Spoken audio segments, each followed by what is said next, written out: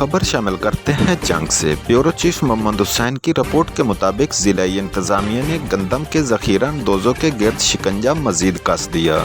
Deputy commissioner Abdullah Khurram Niazi की हिदायत पर असिस्टेंट कमिश्नर ज़ुहैब अहमद अंजम ने महकमा फूड के अफसरान के हमरा गुज़श्ता रोज़ कार्रवाई करते हुए निजी राइस मिल्स में गैर कानूनी तौर पर स्टॉक की गई गंदम के 7,000 थैले बरामद किए।